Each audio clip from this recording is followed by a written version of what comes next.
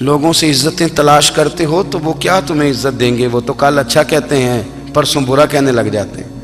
لوگوں کے سامنے گڈ بک میں آنا چاہو گے تو وہ تو سویرے تمہارے بارے میں کچھ کہیں گے، شام کچھ اور کہیں گے۔ اپنی روحانی زندگی آباد کریں، اپنے مسلح کو وقت دیں، اور دنیا سے چھپ کر اس موبائل کو بند کر کے اور اپنے آپ سے بھی چھپ کے اور تنہا ہو کے چھپا کے سارا کچھ اپنے آنسو اپنے رب کی بارگاہ میں پیش کریں، اس کے حضور حاضری دیں۔ سنو نا ترمذی کی حدیث، اور اسے یاد رکھنا، نبی پاک علیہ السلام نے فرمایا اپنے دکھ لوگوں کے سامنے نہ بیان کرنا، سیٹھوں نوابوں کو نہ بتاتے پھرنا، دنیا داروں کے سامنے جا کے نہ رونا کہ میں تکلیف میں ہوں۔ فرمایا اگر دنیا داروں کو دکھ بتاؤ گے رب تمہیں کبھی غنی نہیں کرے گا۔ اور لوگ ہیں کہ الٹا مذاق اڑائیں گے آپ کی، جس سے بڑی پکی یاری ہے نا، پکی، وہ تب تک پکی ہے جب تک آپ نے 50,000 مانگا نہیں، اور جس وقت آپ نے کہہ دیا کہ میں مجبور ہوں میری مدد کر، تو پھر ختم ہو گئی دوستی۔ لوگوں کے تعلقات آپ کے ساتھ تب تک ہیں جب تک آپ ان سے کوئی ضرورت وابستہ نہیں کرتے۔ کریم محبوب فرمانے لگے بندوں کے سامنے دکھ نہ بیان کرنا، اللہ تجھے کبھی غنی نہیں کرے گا۔ تو اپنے دکھ اپنے رب کو بتا، تو دعائیں مانگ، تو اس کی بارگاہ میں حاضر ہو، تو اس کے حضور عرض کر۔ فرمایا اپنے دکھ اپنے رب کو بتا، وہ جلدی کرے یا دیر سے کرے تجھے ساری دنیا سے بے نیاز کر دے گا، تجھے کسی کا محتاج نہیں رہنے دے گا۔ اپنے مسلح کو، اپنی دعاؤں، ایک بزرگ فرماتے ہیں میں نے دعا مانگنے کا طریقہ اپنی بیوی سے سیکھا، دعا مانگنے کا طریقہ اپنی، سیکھنے والے تو اپنے بچوں سے بھی سیکھ لیتے ہیں، سیکھنے والے تو ہر ایک سے سیکھتے ہیں۔ وہ کہتے ہیں میں نے دعا مانگنے کا سلیقہ اپنی بیوی سے سیکھا ہے۔ حضرت وہ کس طرح؟ فرمانے لگے میری بیوی نے نا مجھے کوئی کام بتایا، کچھ پیسوں کی ضرورت کے لیے کہا، تو میں نے اسے کہا کہ بھئی ابھی میرے پاس نہیں ہے، کچھ دنوں میں آتے ہیں تو میں دے دوں گا۔ عورتوں کی عادت ہوتی ہے وہ بار بار یاد کراتی ہیں، 2-4 دنوں کے بعد پھر اس نے کہا حضرت وہ میں نے کہا تھا کچھ پیسے، میں نے اسے کہا کہ ابھی میرے پاس نہیں ہے، کچھ دنوں میں ملتے ہیں تو میں تمہیں دے دوں گا۔ اس نے کچھ دنوں کے بعد پھر کہا حضور وہ میں نے کچھ پیسے کہے تھے۔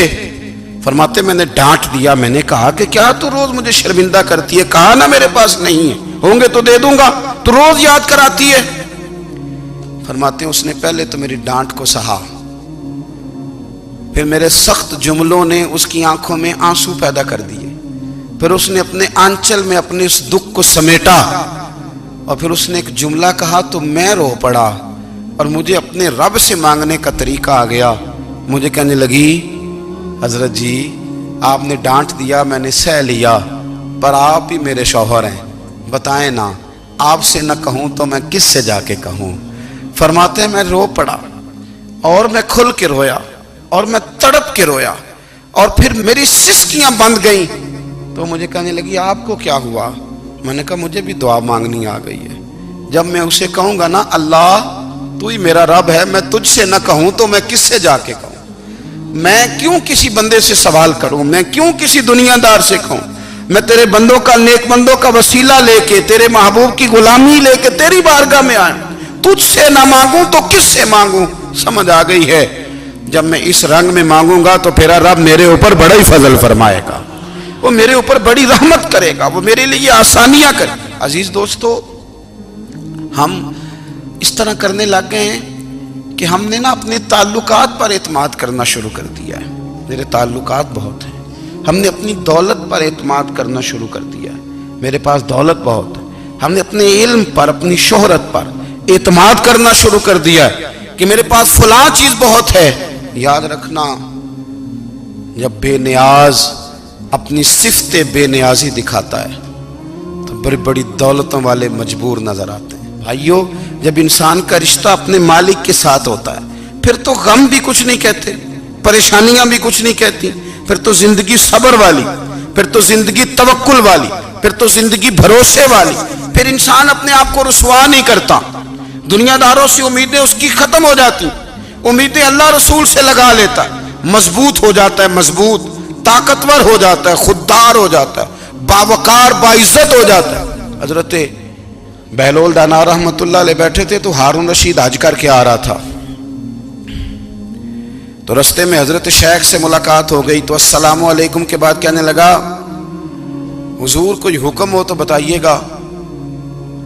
تو حضرت بہلول دانا فرمانے لگے تیرا رب کون ہے؟ اس نے کہا اللہ. تو فرمایا میرا کون ہے؟ کہا اللہ. فرمانے لگے تو بڑا ہی بیوقوف ہے، کیا تو یہ سمجھتا ہے کہ رب ہارون رشید کو تو دے گا اور بہلول دانا کو بھول جائے گا؟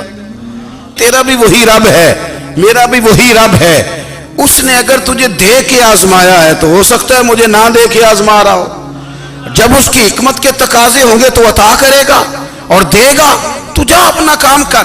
بھائی اپنی روحانی زندگی، اپنی عبادات، اپنے وظائف، اپنے روزمرہ کے معاملات، اپنی دعائیں، اپنا استغفار. دیکھو کوئی مشکل کام تو نہیں 2 رکوع ہیں سورہ واقعہ کہ اگر رات کو پڑھ لی جائے تو. میں کس طرح یہ بات بیان کروں کہ تعویذ بانٹنا آسان ہے اور وظیفہ بتانا مشکل ہے. سارا دن تعویذ بانٹیں تو لوگ لینے کو تیار ہیں، اور اگر آپ وظیفہ بتائیں تو کہتے ہیں تو مشکل کام ہے. او خدا کے بندے، اگر آپ کا تعلق قرآن پاک کے ساتھ مضبوط ہو، قرآن پاک کے ساتھ اگر آپ کا رشتہ ہو، لوگ سفارشیں ڈھونڈتے ہیں نا دنیا میں، کوئی تعلق مل جائے تو میرا کام ہو جائے. دنیا میں اتنا مشکل معاملہ ہے، آخرت میں مجھے بتائیے گا کتنا مشکل معاملہ ہوگا. میرے نبی پاک صلی اللہ تعالی علیہ وسلم نے فرمایا جو لوگ سورہ ملک پڑھا کرتے تھے نا، سورہ ملک، یہ سورت ملک قیامت میں ان کی سفارش کرے گی، اور اس طرح کرے گی کہ کہے گی اے اللہ یہاں اس بندے کو جنت میں داخل کر دے یا مجھے قرآن پاک سے علیحدہ کر دے. تو رب فرمائے گا جا اس کا دامن تھام کے اسے جنت تک پہنچایا.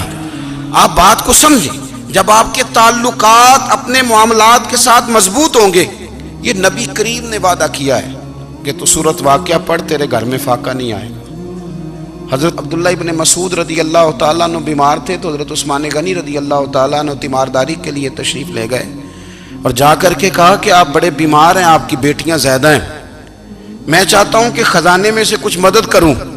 تو سیدنا عبداللہ ابن مسعود رضی اللہ تعالیٰ عنہ اٹھ کے بیٹھ گئے اور کہنے لگے امیر المومنین اللہ آپ کو میری طرف سے، میری بیٹیوں کی طرف سے بہتر صلہ دے. میری بیٹیوں کو کسی